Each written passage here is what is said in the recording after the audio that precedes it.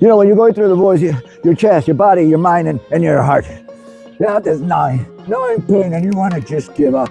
You think that this is never going to answer. You isolate yourself, wanting to sleep life away. You settle for mediocrity, but compromise yourself into someone that 10 years ago, you would have never have it accepted.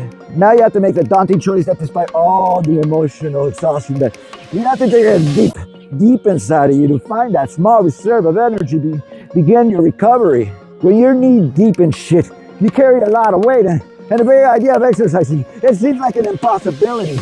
You're under the mistaken impression that you're defeated. And that's what you needed the most, because exercise is not just about your physical strength, but it's about reclaiming your power, your balls. It's strategic. If you get ahead of your goddamn problems and you're telling the world, I'm here, motherfucker. Because every step that you take, every weight you lift is a metaphor for lifting yourself up. You're stronger than this, so you rise above it, because it's temporary. It's temporary, and you keep fighting because you're fighting a different battle now. It's one of strategy, because the thought of getting back together is impossible now, so you have to begin living life in your own terms, and you're gonna need help. You just don't know it.